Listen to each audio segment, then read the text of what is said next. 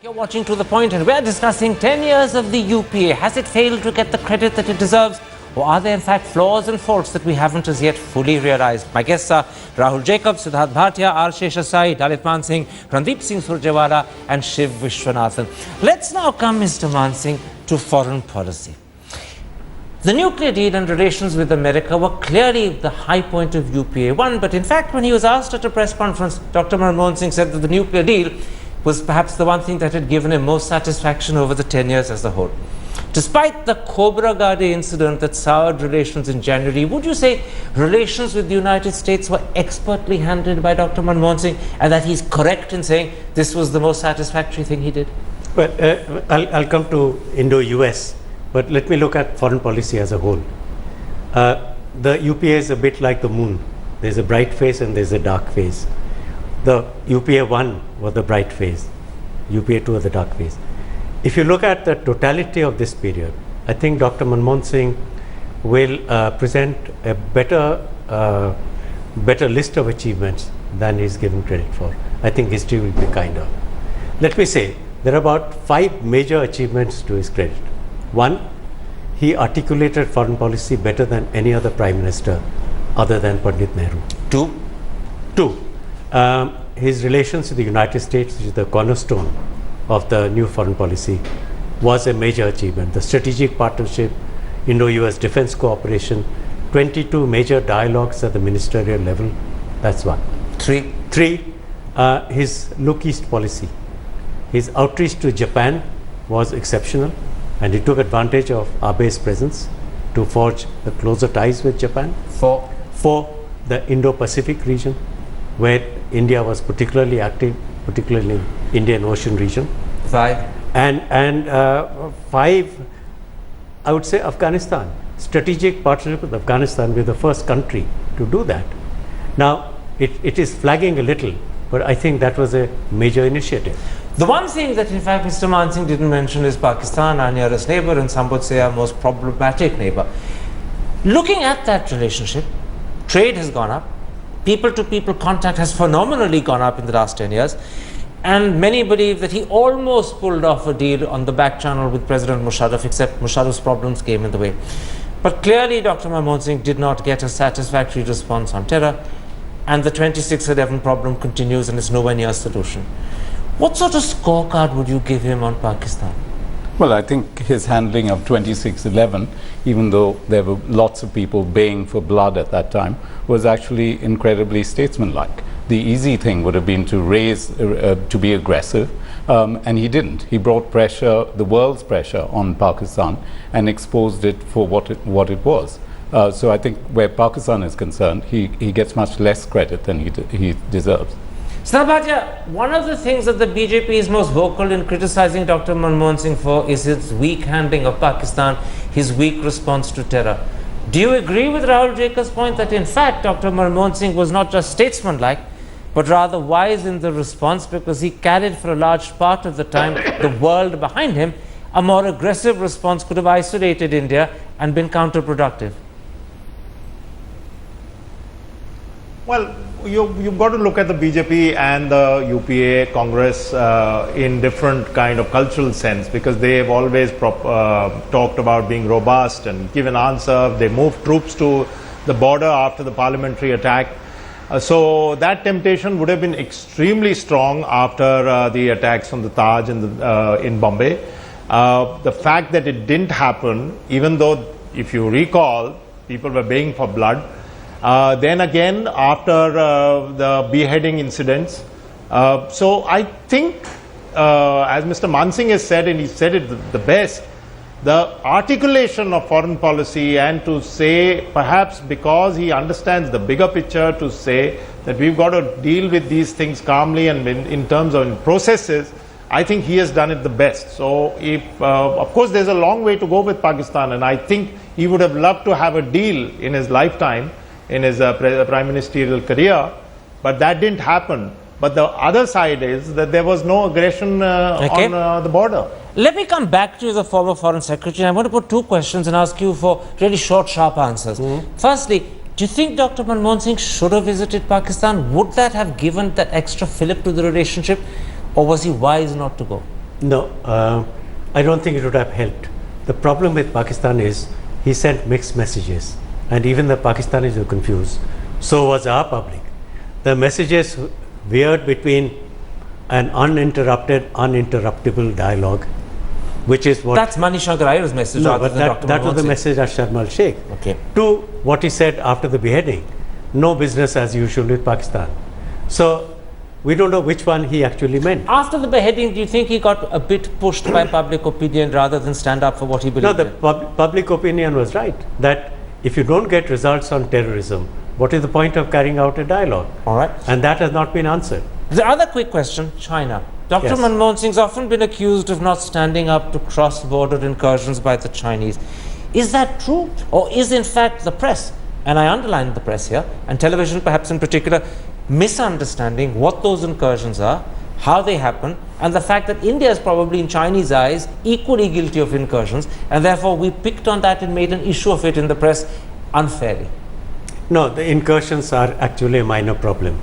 You have an undemarcated border, so soldiers go back and forth, and you can say the intrusions or not. The bigger issue is China's very aggressive behavior in the last 3 or 4 years. Their demands on Arunachal Pradesh, they are sort of boxing us in to their string of pearls strategy.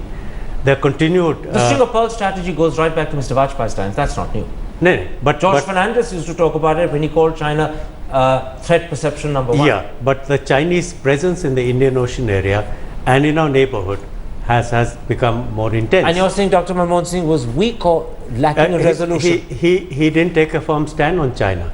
And I think the Chinese respect firmness rather than good manners. Mr. Shesai, if you look at Dr. Manmohan Singh standing in the world, particularly when he used to go abroad, and most particularly when he attended the G20 summits, you get the feeling that in fact he was extremely highly thought of by people like Obama, Bush, Blair, Brown, Cameron, Sarkozy, Hollande, Merkel, Putin.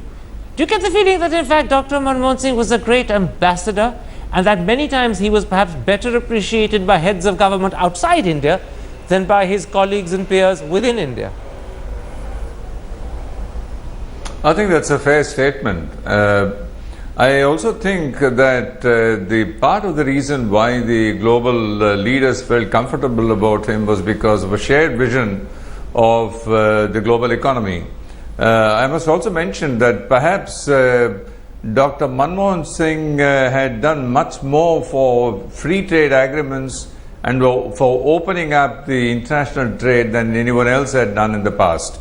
I know that it was his personal vision to do this.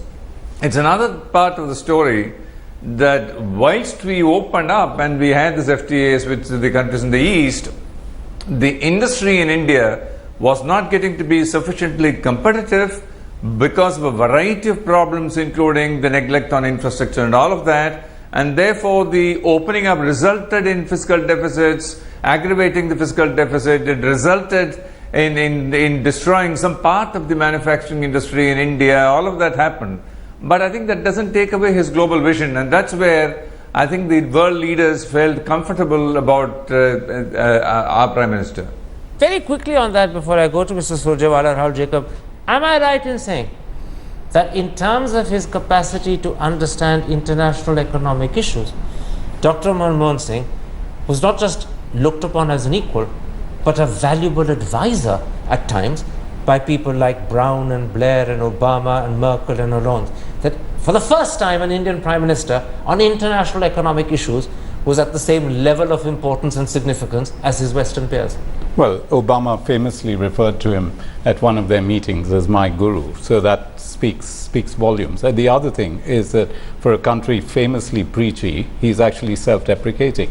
So he's very well liked by other international leaders. And I'm sure that made a huge difference to relations, certainly with the US, till the Cobra Gade affair came along. You know, the subtext of the conversation we're having, Randeep Singh Surjewala, and it's a paradoxical one, but certainly one that would perhaps put a smile on Dr. Manmohan Singh's face, is that he came to office as Prime Minister with everyone expecting that his finesse in handling the economy would be his forte and his strong point. Actually, that's where he's left many people disappointed. No one realized that he would be so successful in foreign policy, and no one realized that he would himself cut such a high-profile figure in the chancelleries of the world, would you accept that perhaps foreign policy as a whole, despite the criticisms you heard briefly from Mr. Mansingh, that foreign policy as a whole was perhaps the strongest part of the 10-year legacy he leaves behind? I would, Mr. Thapar. In fact, let me put it like this.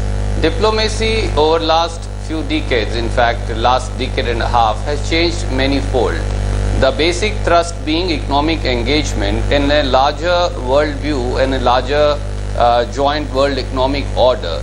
I think all heads of state cutting across spectrums or regions realized that the view held by Dr. Manmohan Singh was the one on which countries, irrespective of which continent were you in, had to move together hand in hand.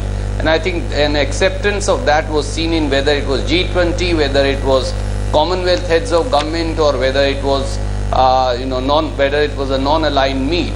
But there is a micro and macro view that Dr. Manmohan Singh took that nobody else has taken. Okay. One was the engagement with our immediate neighbors, including that with Bangladesh that many of your panelists forget to point out, as also of course with Afghanistan that has been pointed out, and Burma. Myanmar's engagement is something and the macro view, and the macro view. The second is the macro view was whether it was the Arab countries or whether it was our relationship, off and on relationship with Israel, which really stabilized. Right. Dr. Manmohan Singh was able to balance the two. Okay. And his relationship vis-a-vis the EU leaders on one hand and Americans on the other hand also found very solid ground, okay, strengthening India's position on the world stage. All right, you've had a fair time actually praising your party boss. It's only right you should do so, but I'm stopping you because this is one subject where there's not much criticism he's facing. Let's come, Shri Vishwanathan, to the politics, because at the end of the day, a Prime Minister is a political animal. Did the division of power between Sonia Gandhi and Dr. Manmohan Singh emasculate the Prime Minister? And that's not a criticism that's now limited to the BJP. It's also been echoed by his former press advisor, Sanjay Baru. Or was that separation of labour something that allowed him to get on with governance, which is his strong point, leaving alliance and politics to Sonia Gandhi, which presumably is her strong point? Which was it, beneficial or emasculating?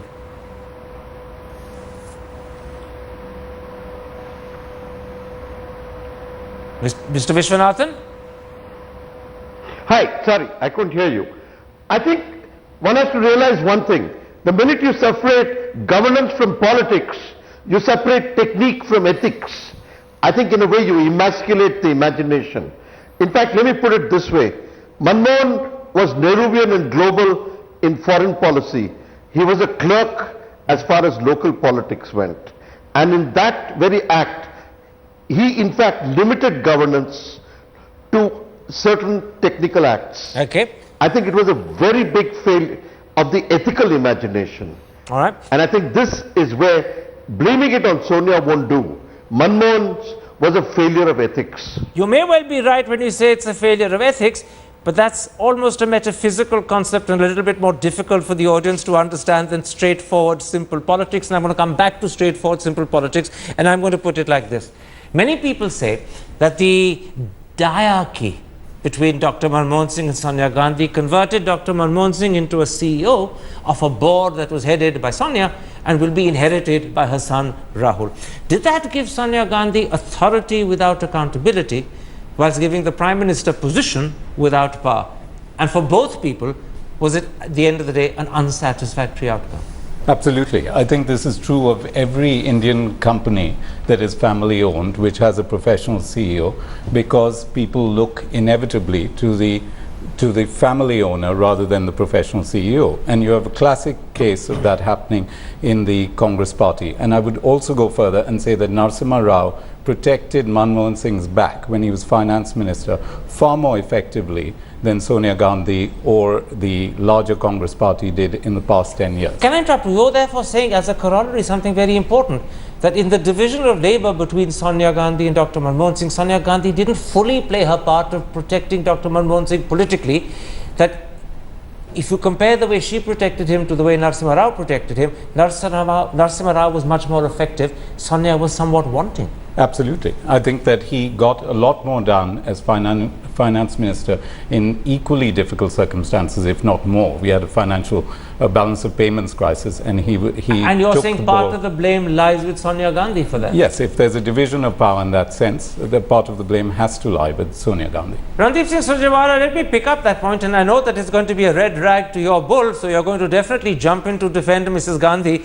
But let me add to it that it's not just Mrs. Gandhi who's alleged not to have played her part in protecting Dr. Manmohan Singh politically while he got on with governance. Rahul Gandhi, particularly in the last 6 months, went out of his way to undermine the Prime Minister. Do you remember when he tore up that ordinance, when he demanded 12 LPG cylinders instead of 9 and got them within literally 3 hours? Even on the one rank, one pension issue, when he seemed to score points against his own government, many people felt that Rahul Gandhi, perhaps because of inexperience, perhaps because he's immature, perhaps because he's hasty, ended up undermining the Prime Minister. I wouldn't agree with that, and let me put, you raised two very pertinent issues. If Dr. Manmohan Singh had the unflinching support and unquestioned support of one person, it was the Congress President, Mrs. Sonia Gandhi. We must understand, Mr. Thapar, and you understand politics better than most others, that party is always bigger than government. It is party's responsibility to lay down the policy for the government to follow. And that's the short point, that's the short thing that Congress President in her responsibility as President of the party did. As per issues of governance, irrespective of a person wanting to sell his book, and I won't refer to the gentleman concerned because Prime Minister's family has itself spoken, I think governance was entirely the responsibility of a team led by Dr. Manmohan Singh. And Dr. Manmohan Singh did a lot of delegations to his very able ministers. Where Mr. Rahul Gandhi, I only want to say one thing.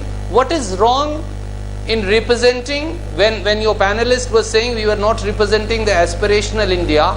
If you want to quell corruption, if you want to put a stop to it, and if a wrong decision is being taken by the entire parliament, Mr. Rahul Gandhi comes forward and calls a spade, something that Supreme Court had said.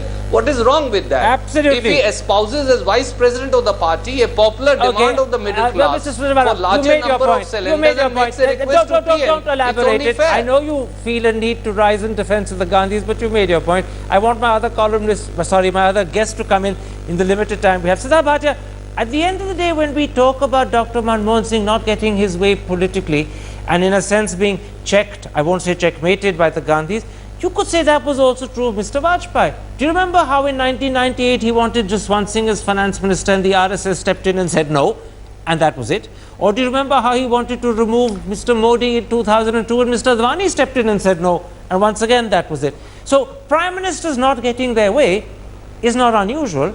Have we picked unfairly on Dr. Manmohan Singh not getting his way, forgetting that his predecessors suffered similarly?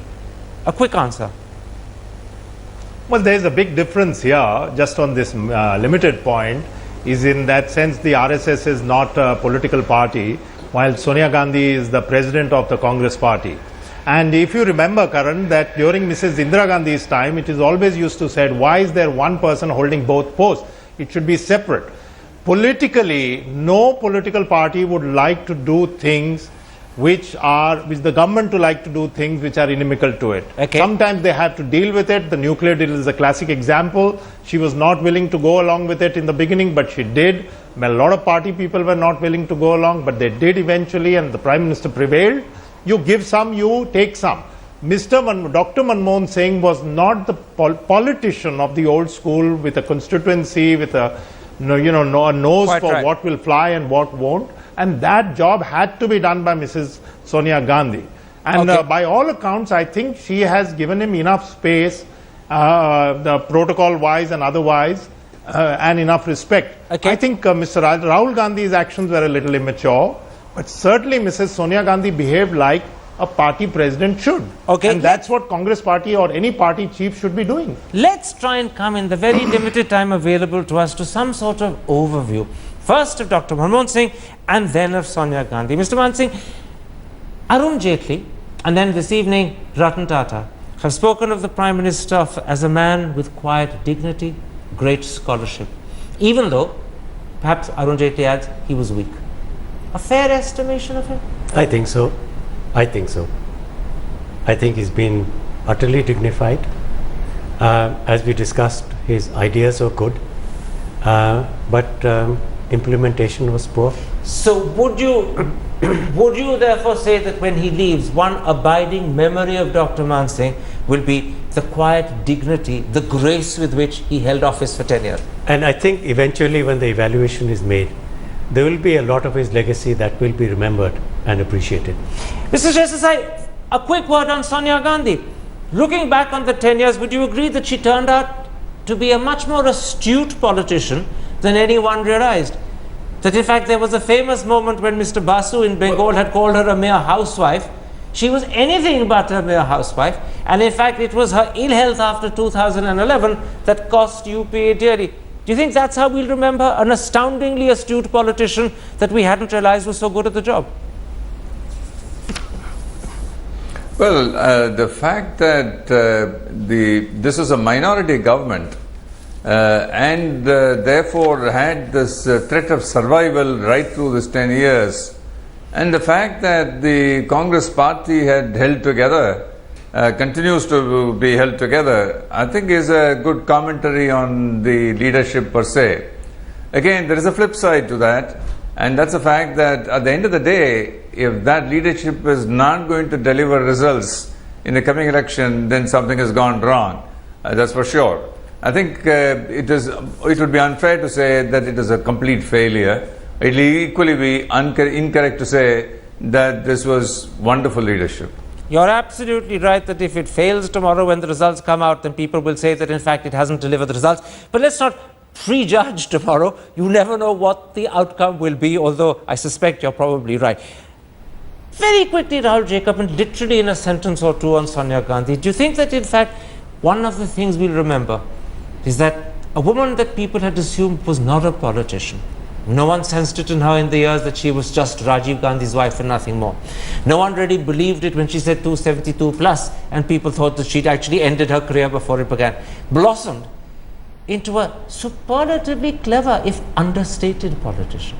Well, she was a good political leader. I question her economic instincts. The National Advisory Council is responsible for a lot of the problems, including this blowout in the fiscal deficit that people are complaining about today, and by extension for inflation. The National Advisory Council is the downside of Sonia Gandhi. Yes. That in a sense is the albatross she wears around her neck, even as we try and give her praise for being an astoundingly good politician. I can't praise her for being an astoundingly good politician with such bad economic policies in the second half of the UPA. All right, let's leave it there. My thanks to both of you for coming to studio. My thanks also to my other guests for joining me. And there we end this particular episode. If you have been, thanks for watching. Goodbye. Good night.